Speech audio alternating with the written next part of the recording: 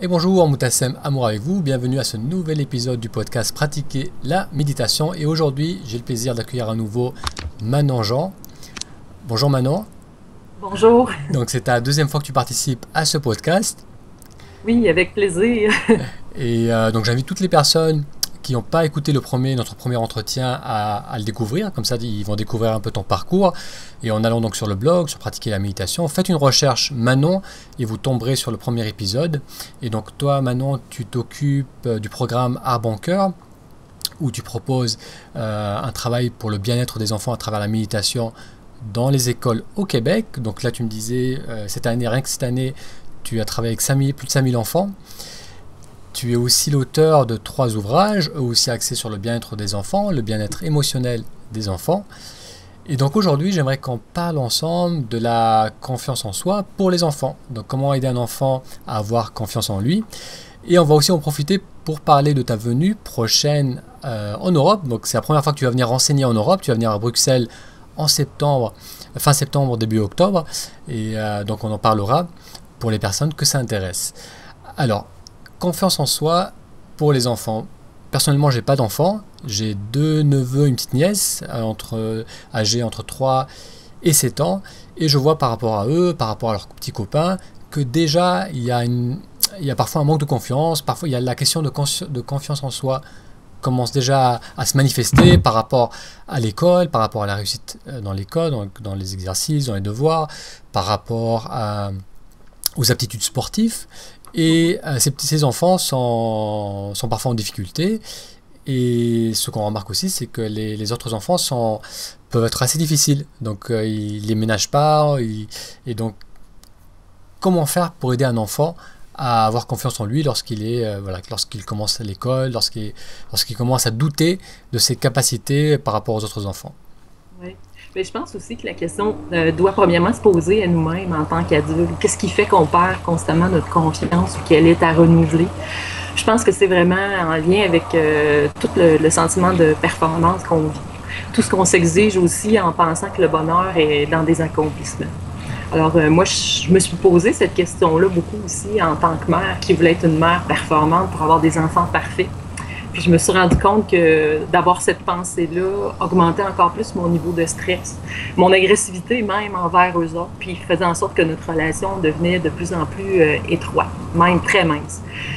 Fait que finalement, je me suis peut-être posé cette question-là au bon moment, justement, pour aller chercher des valeurs plus profondes, des valeurs familiales qui sont autour de l'amour, de la compassion, de l'empathie. Surtout pour moi-même en premier, de réaliser peut-être que ça me faisait peur de devenir une mère, ça me faisait peur de peut-être pas être à la hauteur, puis de perdre complètement ma confiance.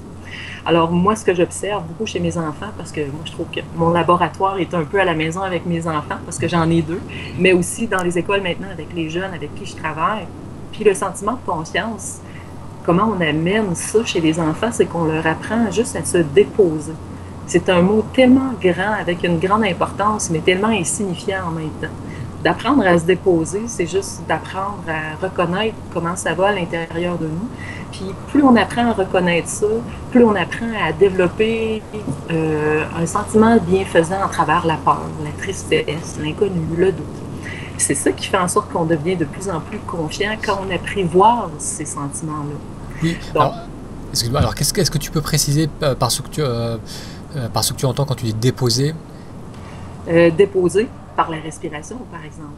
Apprendre à se déposer en prenant le temps de respirer. Comme Donc par déposer exemple, comme relâcher, se connecter à soi, voilà, relâcher. oui, D'accord. relâcher, déposer, c'est simplement prendre le temps de prendre conscience comment ça va. Prendre le temps d'écouter aussi le sentiment qui est là au moment même. Tu sais, ça se peut qu'il y ait un examen qui s'en vienne, ça se peut que je ressens le stress, la tension, la peur. Mais si j'ai jamais appris à reconnaître ça, ça va augmenter encore plus mon niveau de stress, puis je risque de perdre cette confiance-là. Mais si, par exemple, on entraîne les enfants à respirer dans un sentiment de peur, d'inquiétude, ou à fermer les yeux pour simplement apprendre à se connecter avec la peur, l'incertitude, l'inquiétude, ben l'enfant, il va plus être capable d'accepter comment il se sent, puis s'il tient vraiment à réussir, il va réussir malgré ce sentiment-là. Puis je pense qu'il va réussir davantage parce qu'il va avoir appris à se connaître avant tout. Alors moi, ce que j'observe beaucoup dans les écoles, c'est comme on discutait un peu tantôt, c'est qu'il y a beaucoup de savoir-faire à l'école, énormément de savoir-faire. Puis il y a des enfants qu'eux, là, ils ont besoin d'être quelqu'un. Puis ça, on ne l'enseigne pas malheureusement. Puis on a une génération de parents aussi qui n'ont pas appris ce savoir-être-là, qui essayent de le retrouver dans des accomplissements professionnels, mais on ne le retrouve pas, ça.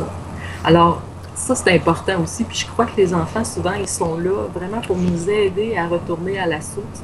Et cette source-là, c'est ce qu'on est véritablement. D'accord. Donc c'est vraiment ça. La base, c'est l'adulte, c'est le parent par rapport Oui, à lui-même, ses ressentis, sa confiance. Et ensuite, c'est d'amener l'enfant à prendre conscience de ce qu'il ressent. oui. Lorsqu'il ressent de l'inquiétude, du stress, de la peur. Donc le familiariser avec ces états en quelque sorte.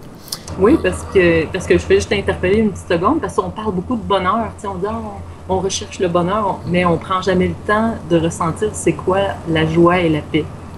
Tu sais, puis on cherche le bonheur, on cherche le bonheur, on cherche le bonheur, mais on n'a jamais pris le temps de se déposer à ressentir c'est quoi dedans de moi la joie. Puis c'est la même chose aussi, tu sais, avec tous les autres sentiments qu'on recherche, on n'a jamais pris le temps d'apprendre à se déposer pour savoir ça résonne comment pour moi, tu sais, la confiance en soi, comment je le ressens. Peut-être que je ne l'ai jamais ressenti de ma vie, puis je la recherche dans plein de choses, tu sais, pour prendre le temps. D'accord. Et quelle serait la mise en mots pour amener un enfant à se relâcher, à se connecter, à se déposer, à ressentir les choses? Un enfant qui manifeste ça à ses parents en disant voilà, j'ai pas réussi, c'est trop compliqué, je ne vais pas m'en sortir ou c'est trop difficile pour moi. Comment lui expliquer, dans quel mot utiliser pour expliquer que voilà, ce qui est important, c'est de ressentir ce qu'il ressent en ce moment-là. Oui, Comment transmettre cela? oui, puis j'aime beaucoup cette question-là parce qu'en même temps, la réussite est là parce que l'enfant, il réussit à dire un peu comment il se sent à travers ce qui s'est passé. Comme si, par exemple, il dit qu'il n'a pas réussi ou il a peur de ne pas réussir. Il est en train de parler de lui, là. C'est déjà beaucoup, ça. Mais souvent, le parent, tout de suite, il va encourager pour encourager. Mais en même temps, si on fait juste reconnaître à l'enfant, à dire, ben, tu sais, bravo, tu es capable d'identifier comment tu te sens, c'est grand, ça. Puis c'est une des façons, moi je travaille beaucoup avec les enseignants dans les écoles à leur dire ça, c'est énorme. Un enfant qui arrive à dire ça, c'est énorme de le valoriser en disant hey, c'est grand ce que tu es en train de dire, tu es en train de dire que tu as peur de faillir ton examen ou de ne pas réussir quelque chose. Puis l'enfant, juste en entendant cette parole-là, il se sent reconnu. Tu sais, se sentir reconnu, est-ce que ça apporte une confiance quelconque? Je pense que D'accord, oui. donc ça, c'est vrai que c'est une importante nuance. C'est aussi, Oui, oui, parce que c'est ça, ça. comme tu dis souvent, on a tendance à passer à l'étape suivante. D'accord, il y a un problème, il faut le résoudre. Comment tu peux faire pour avoir des meilleures Pour notes, réussir, voilà, c'est pour ça. réussir. C'est ça. Et c'est vrai que voir le constructif, le bénéfique dans ce que l'enfant vit dans l'instant, lorsqu'il communique ce qu'il ressent, comme tu dis, ça doit déjà le réconforter dans ce qu'il est en train de vivre, que c'est OK Oui, d'avoir des difficultés et que c'est bien de pouvoir les exprimer. c'est ça. Donc, c'est juste augmenter le sentiment agréable qu'on a de soi, mais dans l'émotion désagréable. Donc, c'est ça qu'on fait à travers la météo intérieure. C'est ce que je prône beaucoup. Et le message caméléon, c'est qu'on amène tous les sortes de météo et on fait réaliser aux enfants que vivre dans la météo du soleil, c'est pas possible constamment. Ça peut arriver. Mais les causes et les conditions de la vie font en sorte que la météo change constamment. C'est facile de parler de la météo qui fait dehors, c'est notre sujet favori. Mais est-ce qu'on parle de la nôtre? Est-ce qu'on parle de notre météo intérieure? Pas vraiment, tu sais.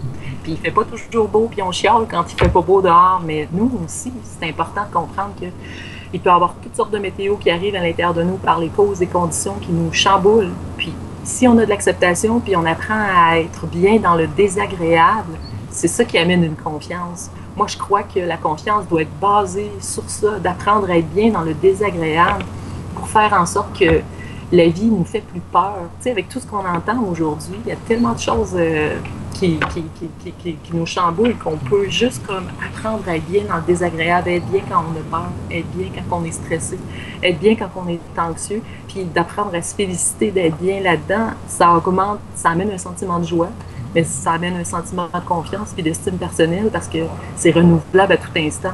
Donc, on a Oui, besoin. parce que c'est vrai que la vie peut être très imprévisible et tout ne peut pas aller dans la direction qu'on veut ou que la direction dans laquelle l'enfant espère aller.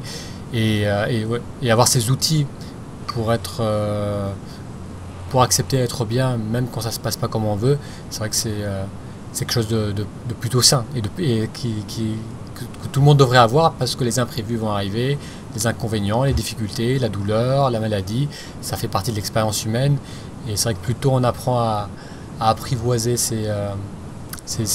voilà, ces événements de notre vie et ce qu'on ressent par rapport à ces événements, mieux on se portera et mieux on y fera face. C'est ça, puis c'est d'apprendre à vivre avec l'impermanence parce que tout est comme ça. Puis c'est une vérité. Sur le coup, ça peut être troublant d'entendre ça, mais en même temps, moi, c'est une des choses que je me fais plaisir de discuter avec les enfants dans les classes, pour qu'ils puissent juste comprendre, c'est ça. C'est l'impermanence tout le temps, comme la météo change tout le temps, puis d'apprendre à voir toutes nos météos intérieures. C'est juste apprendre à savoir qui on est vraiment. Donc, quand on parle de se déposer, c'est d'apprendre à se dire, ben moi, je suis conçue de 10-15 sortes de météo. Ben ça varie d'une fois à l'autre, mais si je suis capable de toutes les visiter, j'aurais pas le goût de prendre mes jambes à mon cou pour me sauver quand je vais pas bien, puis consommer quelque chose au plus vite, pour me sentir confiant. Oui. Pardon, juste par rapport aux météos, comme peut-être certains des auditeurs n'ont pas entendu notre premier entretien, la météo, c'est lorsque c'est une image ou c'est une façon d'amener l'enfant à exprimer ce qu'il ressent. Oui, ben c'est une métaphore. C'est une métaphore. C'est comme un genre de mandala avec plusieurs météos à l'intérieur. Il y a la météo de la pluie, du vent, des orages, etc. Puis on associe ça à des sentiments intérieurs. Puis on a juste une petite pointe de soleil. Puis le reste, c'est toutes sortes de météos. Puis d'essayer de juste comme créer ce sentiment-là. Et les enfants sont parfois soulagés de comprendre qu'ils se disent « Ah ouais, c'est pour ça d'abord que je suis pas toujours joyeux. » Puis des enfants ils se mettent à être plus heureux parce qu'ils lâchent prise sur le bonheur. Parce que ça leur est tellement demandé et exigé. Parce qu'on vit dans une société où on doit être tout le temps hey, souriant. Tout le temps bien, tout le temps oui, et performant. Et performant, bien sûr. Alors, les enfants se sentent comme soulagés de comprendre que, ah ouais, moi, je peux être dans des météos de la pluie, c'est normal. Mes copains, mes copines aussi, ils ressentent la même chose que moi. Puis beaucoup d'enfants ont peur de la météo du soleil parce qu'ils savent qu'ils n'y arriveront pas autant que ça leur est demandé. Puis d'autres veulent être toujours là parce qu'ils savent que s'ils ne sont pas là, ils ne seront pas capables de bien vivre les autres parce qu'ils ne sont pas confortables là-dedans. Alors, je pense que c'est un art de vivre qui est tellement précieux. Puis si on serait jour après jour sous l'effet du soleil puissant, chaud, est-ce que ça aurait des bénéfices pour la nature? Pas vraiment. Hein? Alors, ça amènerait du dessèchement, ça amènerait, on serait tanné du soleil. Ben voyons donc, la pluie va-t-elle arriver? C'est vrai, pour voir la beauté de la nature, on a besoin du soleil pour la voir, mais avant ça, de la pluie pour la nourrir et la faire grandir. Oui, alors c'est pour ça, mais c'est pour ça que moi, ce que j'aime beaucoup, c'est d'essayer de montrer à l'enfant que cette pluie-là, qui est cette tristesse-là, quand elle est bien accueillie, elle fait grandir cette paix-là, ce sentiment de bienfaisance parce qu'elle est utile. Comme autant elle l'est pour la nature, s'il ferait trop chaud jour après jour, de toute façon, on ne l'apprécierait plus. Alors les gens qui courent après le bonheur, ils ne l'apprécient plus parce qu'ils courent après toujours le soleil, ils sont toujours dedans, ils ont l'impression en tout cas, mais ils ne sont pas nécessairement heureux. Je pense que c'est une belle réflexion, mais le côté ludique de ça fait en sorte que c'est universel, autant pour les adultes, pour les aînés, pour les enfants, les jeunes, les très jeunes enfants. Combien de parents m'ont dit à quel point leur enfant avait compris, tu sais, que ne serait-ce qu'une petite pointe de ce que c'est les émotions, de les ressentir, vibrer mes parents dedans. D'accord. Donc ça serait, voilà, ce que je perçois, c'est que c'est la fondation, vraiment amener l'enfant à prendre conscience de ce qu'il ressent, l'encourager à développer cette aptitude, à en prendre conscience, ressentir et peut-être aussi à l'exprimer et en parler. Et alors est-ce qu'il y aurait une seconde étape où, donc ça je ne sais pas si on est encore dans le piège de la performance, mais ça serait, est-ce que par exemple si on veut que l'enfant ait suffisamment de courage ou la motivation pour faire un sport, pour faire du vélo, pour faire quelque chose dans laquelle il a de la difficulté, il a exprimé cette difficulté, on l'a félicité, on l'a encouragé de lui dire c'est tout à fait normal, t'es pas le seul, comme on a parlé de ces météos, de ces choses qui passent, c'est tout à fait naturel. Quelle serait ensuite la mise en mots pour l'amener à avoir envie de, voilà, peut-être d'essayer davantage de...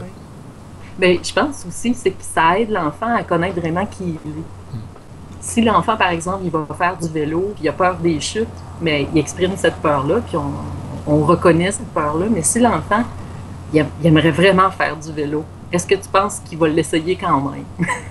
Je pense que oui, moi, davantage. Mais si on a affaire à un artiste, un enfant artiste, que lui, il préférerait jouer du piano, mais son père veut vraiment qu'il fasse du vélo, puis que l'enfant, il reconnaît ses peurs, puis que le parent, il accepte tout ça, puis il vit avec ça, puis que finalement, le jeune, il dit, moi, je veux pas en faire du vélo, mais j'aimerais jouer du piano.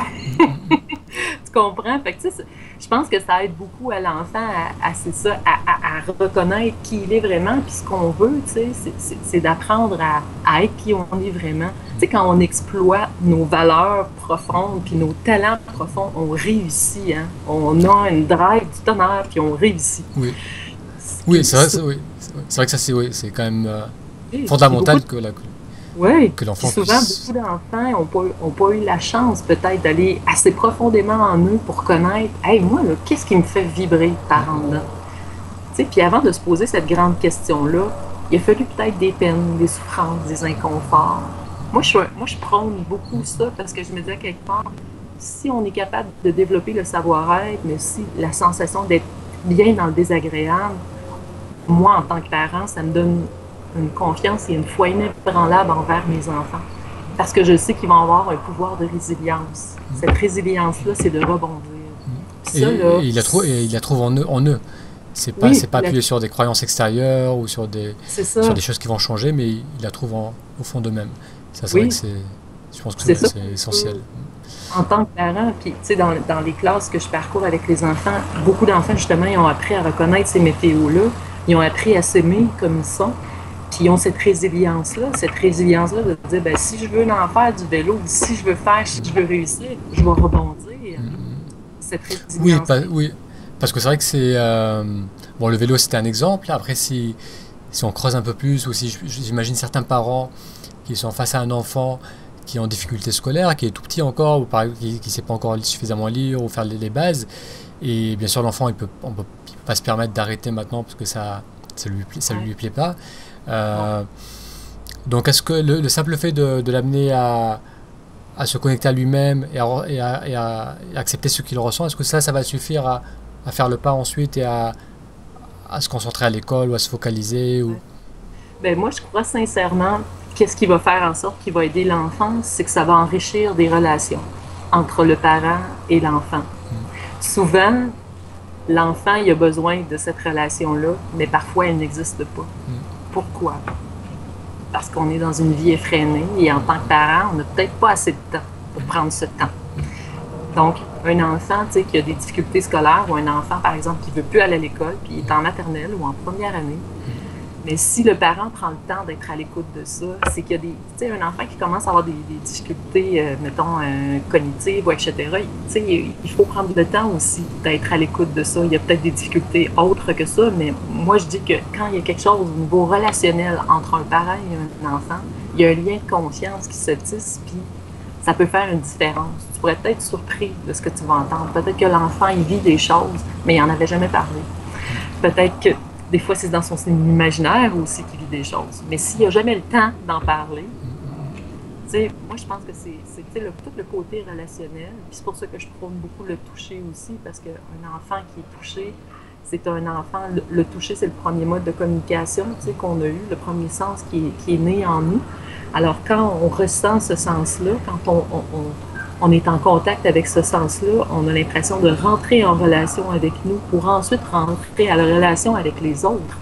Ça, c'est important, mais si on n'a jamais rentré en relation avec nous, si on n'a jamais appris à se déposer avec nous, on ne peut pas rentrer en relation avec les autres. Il y a quelque chose qui n'existe pas en nous, on ne se connaît pas.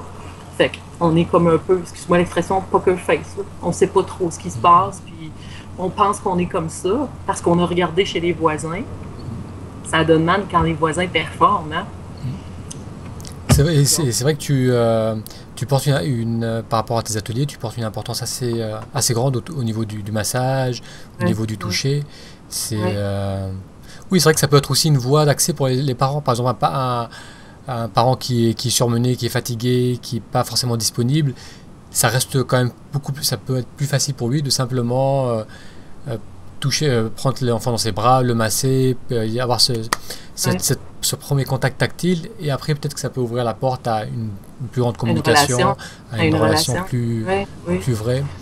C'est ça, puis c'est pour ça que puis le massage caméléon, tu sais, que j'essayais de développer, c'est à peu près, oui, 30%, oui, dans le toucher, mais c'est comme toutes les histoires qui s'éveillent autour du massage caméléon, justement, qui vont traiter certaines émotions dans le désagréable, toujours pour comprendre, pour que l'enfant puisse se reconnaître à travers ça.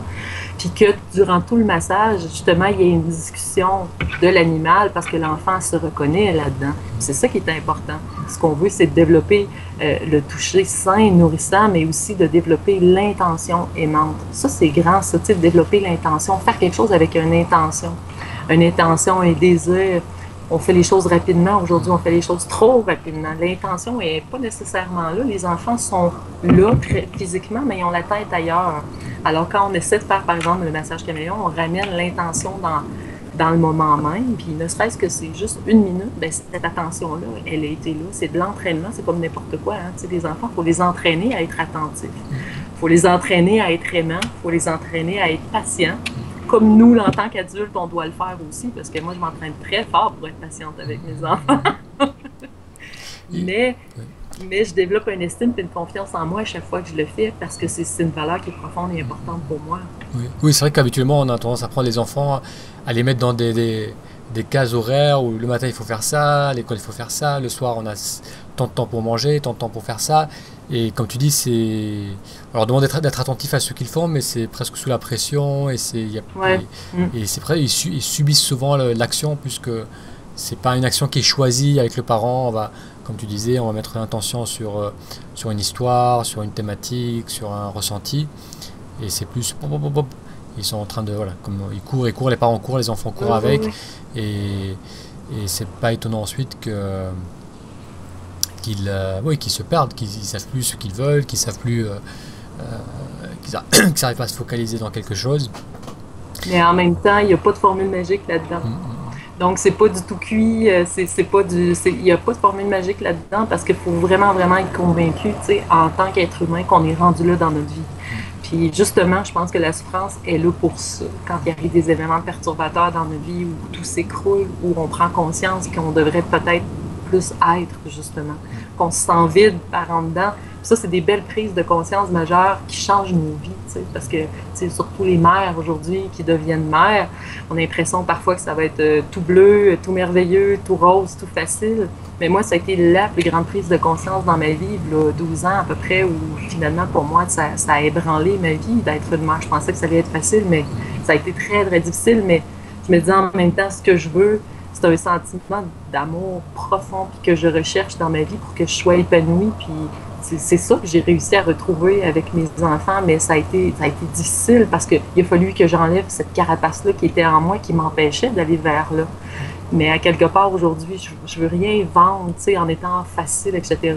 C'est souffrant même à la limite parce qu'on se bat contre un peu un ego qu'on a bâti. Puis cet ego-là, il est dans la performance, il est dans la réussite, il est dans le paraître. Puis c'est très difficile de voir se délier de ça. Puis malheureusement, on amène nos enfants à vivre ça aussi sans nous en rendre compte. Puis ça nous attriste de les voir, mais c'est un peu le regard qu'on n'a jamais eu sur nous-mêmes. Puis ça, c'est troublant. Oui, et après, comme tu expliques, c'est une tendance dans laquelle beaucoup de personnes sont dedans depuis qu'ils sont jeunes, parce que les parents étaient dedans, c'est la société qui a un peu imposé cela. Donc il faut quand même qu'il y ait une volonté, une intention et presque qu'on a besoin de la nourrir au quotidien pour être dans cette ouverture, dans cette attention. Parce que j'imagine que même toi, parfois peut-être tu te déconnectes de cela, tu rentres dans la colère, dans la... Souvent. Et j'imagine que c'est tout à fait naturel. Mais si tu savais quelque part, quand ça arrive, parce que ça arrive régulièrement, là, mais que je suis capable de me réjouir, de mettre fin à ça, parce qu'il y a une conscience qui allume. Oui. Tu comprends? C'est comme un sentiment là, de dire « Wow, la colère elle vient d'arriver, là, puis j'étais sur le bord de péter ou d'exploser. » Et que là, il y a comme une conscience aimante, il y a comme quelque chose qui arrive puis qui me dit « Tu sais, j'ai toujours le choix. On a toujours le choix. » Puis moi, tu sais, c'est le choix d'aimer avec un grand A. Là, tu sais, c'est tellement important parce que c'est une ligne de conduite qui est extraordinaire, qui permet, mais tu sais, cet amour-là est difficile jour après jour. parce que justement, il y a tellement de choses qui se passent autour de nous, mais en même temps, c'est une ligne qui fait que notre vie est riche et pleine de sens. Tu sais, ça mène une vie, pas nécessairement juste en couleur, mais ça mène une vie qui a du sens. Tu sais, parce que tu as du pouvoir. Tu as du pouvoir d'aimer. Et oui, oui, j'imagine l'appréciation ou la gratitude qu'on peut ressentir lorsque on prend conscience de cette part de nous-mêmes qui est là, qui nous protège en quelque sorte et qui met en lumière les choses. Et ça, c'est certainement là parce que tu l'as nourri, parce que tu l'as développé à travers une intention, à travers peut-être une pratique de la méditation, à travers des lectures, à travers l'interaction avec les autres. Oui, puis c'est ça qui est bien, c'est que de voir maintenant dans les écoles, tu sais, en donnant un programme, que des enfants maintenant, au lieu de réagir, ils prennent une distance entre ce qu'ils pensent et ce qu'ils vont faire. Hey, c'est merveilleux, ça. De donner des outils comme ça à des enfants qui ont 5 ans, 6 ans, 7 ans, ou même des plus vieux, parce que je travaille avec des jeunes qui ont 10, 12, 13 ans, puis c'est des enfants, tu sais, qui deviennent conscients de toute l'ébullition qu'il y a à l'intérieur d'eux. Puis juste parce qu'ils sont plus attentifs à ce qu'ils ressentent à l'intérieur d'eux, ils prennent le temps de prendre ce chemin-là. Je vais prendre le chemin. Oui, je suis en colère, mais je suis pas obligée de réagir. T'sais, oui, j'ai peur, mais je vais y aller pareil, parce que j'ai assez de confiance pour y aller. T'sais. Puis moi, ça me fait un bien-être extraordinaire parce que je l'ai vécu pour moi, mais en même temps, quand on vit des choses pour nous-mêmes, puis qu'on se rend compte que notre météo intérieure est aussi mélangée que tout celle des autres êtres humains, puis qu'on a appris à être compatisant et empathique envers nous-mêmes, on le devient pour les autres. C'est ça qui est important, parce qu'on prend beaucoup cette compassion, cette empathie, mais si on n'a jamais pris le temps de ressentir c'est quoi la vraie compassion, parce qu'on l'a eu pour nous-mêmes, dans nos propres difficultés, dans nos propres je pense qu'un aspect de la compassion, c'est de reconnaître ce qu'on ressent, ce qui nous convient, ce qui ne nous convient pas.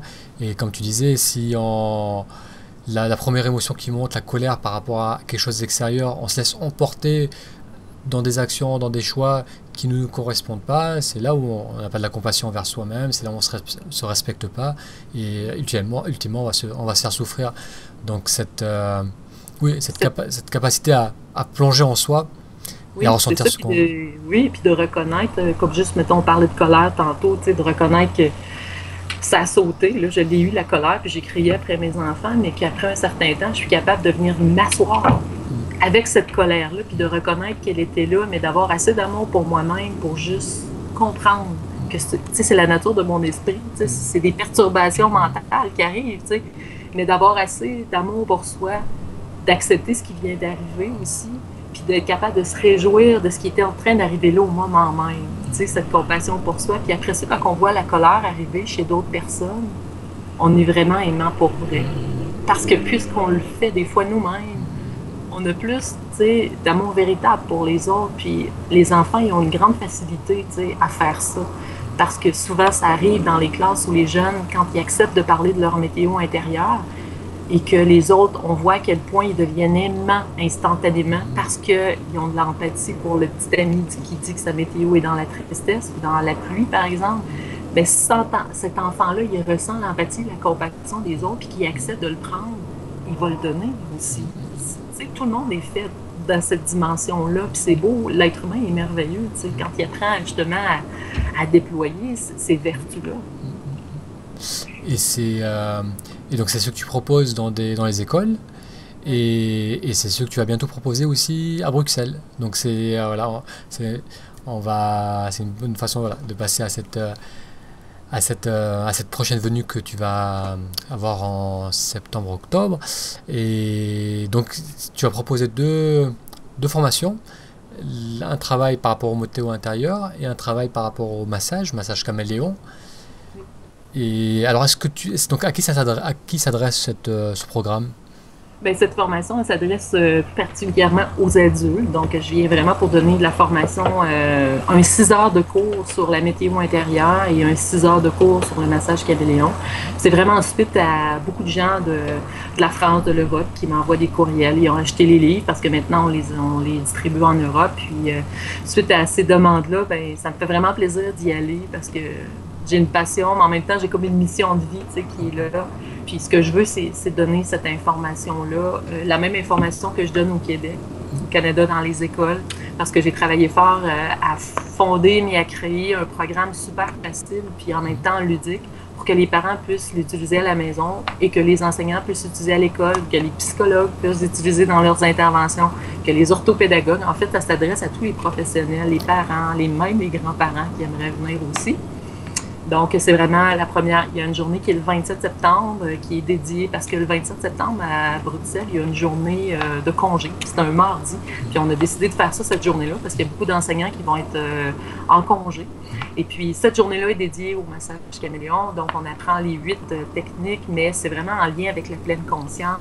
Il y a du toucher, mais c'est de l'automassage. Donc, c'est ça qu'il faut comprendre, parce que si on veut en faire dans les écoles, surtout dans les milieux publics, le toucher est un peu restreint. Donc, on le fait vraiment en automassage, mais je vous dis à peu près 30% du toucher, mais le reste, c'est toutes les histoires qui sont en lien avec comment on apprend à se connaître, comment on apprend à gérer un peu notre météo intérieur. Et le 1er et 2 octobre, c'est vraiment un combo, c'est une fin de semaine. Donc, la première journée, c'est le samedi le 1er, c'est la météo intérieure. C'est les 5 premiers ateliers qui sont enseignés. Donc, avec un petit cahier de cours, mais on passe 6 heures à travailler les 5 ateliers. Et le lendemain, je redonne le massage caméléon. Donc, ce que j'ai donné le 27, je le redonne le 2. D'accord, et donc si un parent assiste ou un professeur ou un pédopsychiatre, après, il va pouvoir utiliser ces outils avec leurs enfants, avec leurs clients, leurs patients. Oui. Facilement, parce que c'est ça le but. Moi, ici au Québec, c'est que depuis 2 ans, on fait des recherches avec l'Université du Québec à Trois-Rivières, justement, pour prouver scientifiquement l'impact de ce programme-là. Et puis, j'ai dû travailler très fort pour pouvoir simplifier, mais en même temps, tout emmener des objectifs et tout ce que ça apportait. Puis ça, c'est vraiment devenu mon cahier de cours. Donc, ce cahier de cours-là, finalement, c'est d'après les recherches qu'on a faites. Puis justement, comme je te parlais au début de notre rencontre, c'est qu'on vient d'avoir des résultats tout chauds là, qui sortent, qui donnent qu'on a des données vraiment exceptionnelles sur le développement de l'attention chez les enfants, diminution du stress, mais surtout des comportements agressifs chez les enfants. Puis ça a été fait là, sur 150 enfants avec des questionnaires pré-post durant 12 semaines. Donc, c'est une étude assez sérieuse. Puis on en est bien fiers parce que pour réussir à développer des techniques comme ça qu'on parle dans le savoir-être, quand on amène ça dans des institutions, on est un peu bizarrement vu, mais là, on commence à avoir de plus en plus d'impact parce que on a un impact sur l'apprentissage. On veut favoriser la réussite scolaire chez les enfants, mais ils sont tous aussi stressés, anxieux, déstabilisés par le courant de la vie. Donc là, on les amène à la base à comprendre ça. Oui, surtout que ça fait des années que tu as testé, tu as travaillé avec beaucoup d'enfants. Tu as travaillé avec combien d'écoles au Québec? Là, si tu as une idée. Bien là, cette année, c'est la 9e année que je travaille avec les enfants. Et puis, on a vu à peu près au-delà de 5-6 000 enfants un peu partout au Québec, parce que le Québec, c'est quand même grand. Là. Je travaille à peu près dans une quinzaine de commissions scolaires. Donc, ça rejoint, je sais pas moi, 300-400 écoles. C'est immense, là, c'est très grand. Mais de plus en plus, les portes s'ouvrent. Les enseignants sont ouverts à recevoir le programme. Mais avec le temps, j'ai appris beaucoup parce qu'au début, je rentrais dans les classes, je donnais des ateliers, puis les enseignants sortaient de la classe. Et là, maintenant, avec le temps, on donne une formation à tout le membre du personnel de l'école et les enseignants apprennent cette philosophie-là. Ceux qui ont vraiment adhéré à ça puis qui veulent le mettre au cœur de leur vie à 5 à 10 minutes par jour avec les enfants, là, on donne les ateliers dans leur classe. Parce que l'enseignant doit être présent. Et l'enseignant, il doit avoir un petit côté, là, wow, ça vibre en dedans de moi, j'ai besoin de ça dans ma vie, j'ai besoin d'emmener ça dans le cœur des enfants parce que je sais que ça va être bénéfique. Puis si vous saviez à quel point, justement, ça change la classe, la dynamique de la classe, c'est ça qui est extraordinaire parce que ça amène les enfants vraiment à devenir dans un état, ils sont pas plus calmes ou, tu sais, ils sont juste là. C'est ça la différence. Tu sais, un enfant qui est là, c'est un enfant qui est souriant. Tu sais, les enfants, ils ont cette facilité, hein. Ils ont une créativité du tonnerre, mais là, ils sont juste là. Oui. Et quand ça donne que l'enseignant est là aussi, ben ça fait wow. Oui, ça fait des belles choses, oui. Et c'est vrai que oui, c'est pas être centré, c'est pas forcément être zen, tout calme. Un enfant peut être plein de vie, plein de peps, mais voilà, en étant simplement là et voilà, offrir ce qu'ils ressentent à ce moment-là. Oui, puis souvent les enseignants, c'est ce qu'ils me disent, c'est qu'ils ont l'impression d'être plus là. Tu sais, d'être plus là, ça veut dire c'est d'avoir l'esprit créatif, c'est d'aimer aussi sa job, son travail. Tu sais, c'est ça qui est important. important parce que c'est pas facile d'être un enseignant ou d'être un éducateur parce qu'on est souvent les éducateurs spécialisés ou tout ça, là, les psycho-aides, ils sont toujours en train d'éteindre des feux, des enfants qui sont comme... Tu sais, fait quand on a des moyens pour nous-mêmes se sentir bien et zen avant d'accueillir cet enfant-là, l'enfant, il va le sentir qu'il est aimé, il va le sentir qu'il est accepté. Puis on trouve des petits moyens tranquillement. Puis c'est pour ça que la main sur l'épaule, mais le toucher, tu sais, caméléon dans une intervention fait une grande différence. Parce que moi, je le teste tellement souvent parce que j'en ai toujours, tu sais, 2, 3, là, tu sais, qui bougent beaucoup quand j'arrive dans les ateliers, là. On les ressent vite, ces enfants-là, puis on va proche d'eux, on dépose les mains chaudes ou on fait juste comme... Hey, l'enfant, là, il sent que il y a quelqu'un. Ouais, il se passe quelque chose. Oui, c'est ça. Puis souvent, ben, c'est ça, c'est cet effet de vitesse-là qui fait qu'on est un peu étourdi, mais ça ne changera pas le monde, mais si ça change soi, c'est déjà quelque chose, oui, je pense. Parce que je pense que oui, les personnes qui vont assister à cet atelier, ça leur sera également bénéfique à eux.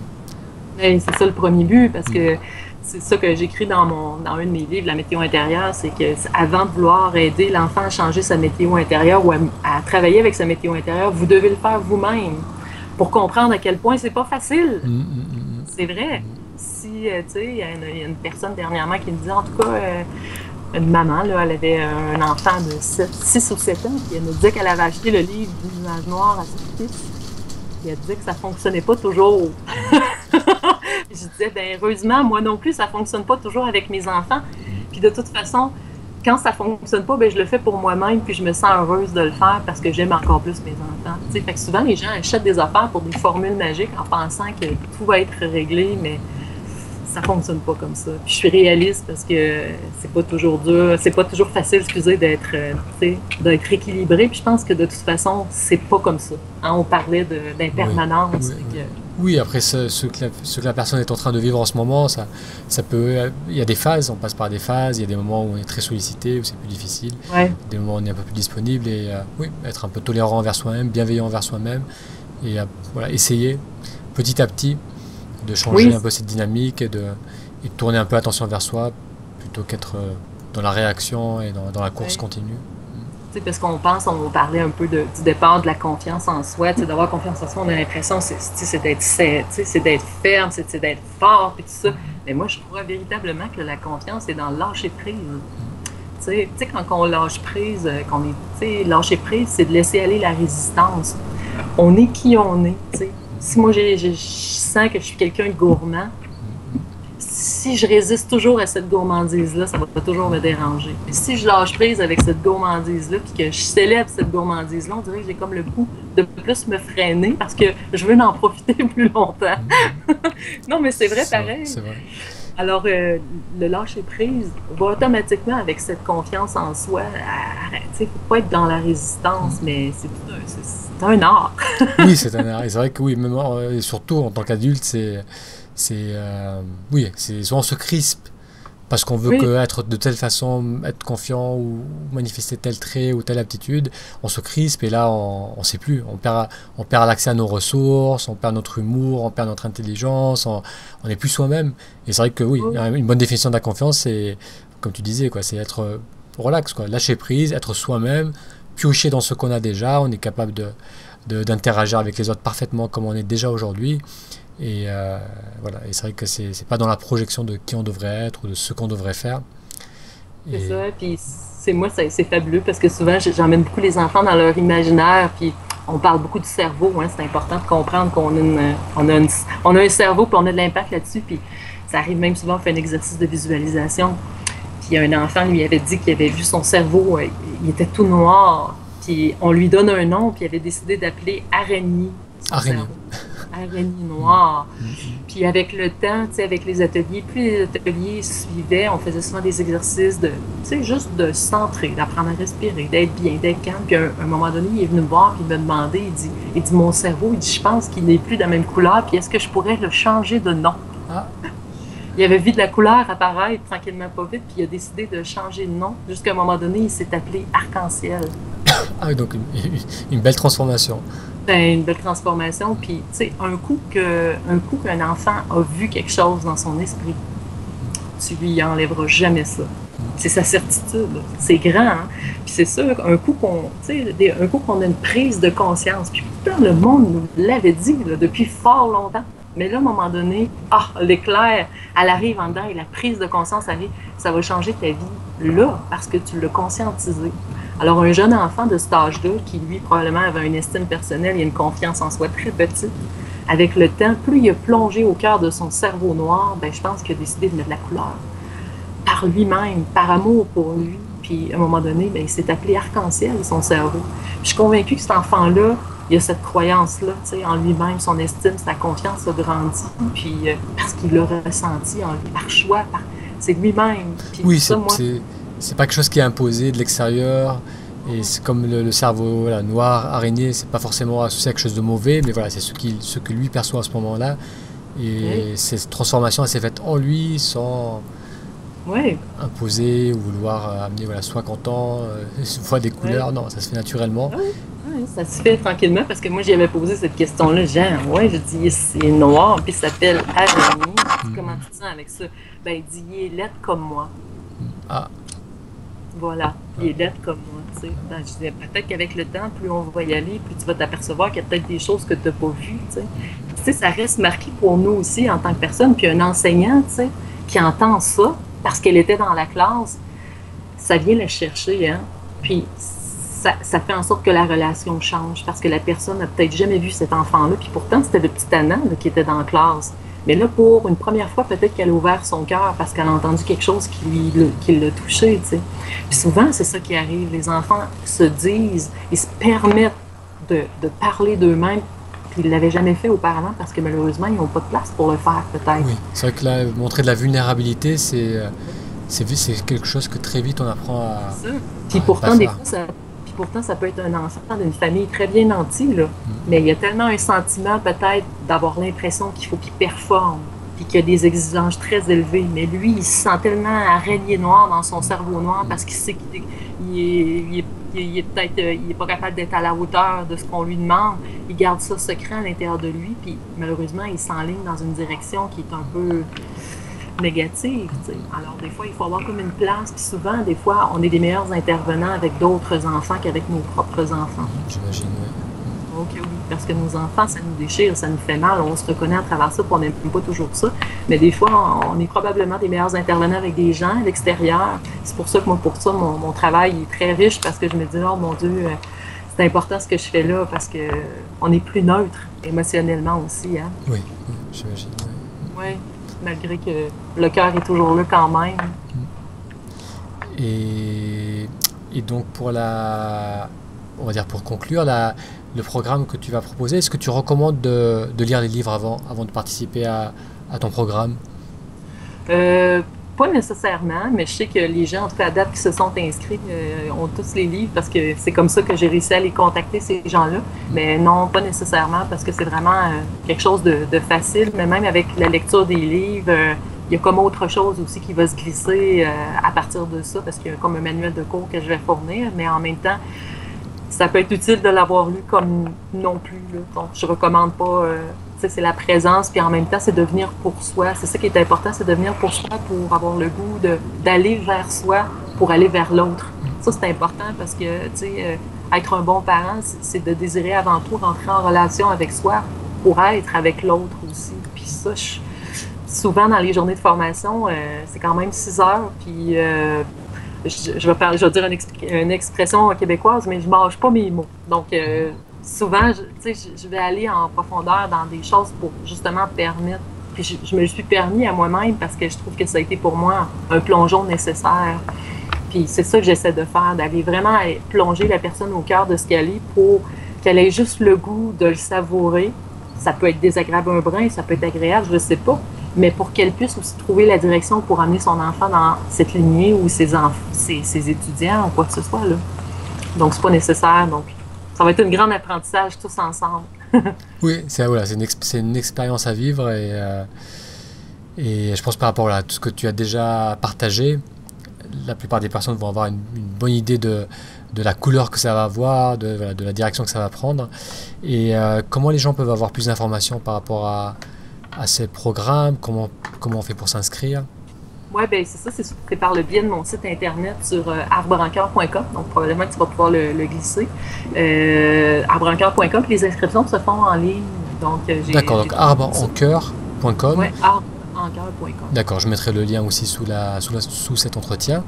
Et comme ça, ils auront tous les détails. Et donc, tu nous as dit, c'est voilà, fin septembre, début octobre. Ouais, 27 septembre, mardi le 27 septembre, c'est la journée du massage caméléon. Et le 1er octobre, c'est la météo intérieure. Et le lendemain, le dimanche le 2, c'est le massage caméléon. D'accord, c'est sympa à retenir. 1er et 2 octobre. Ok, très bien.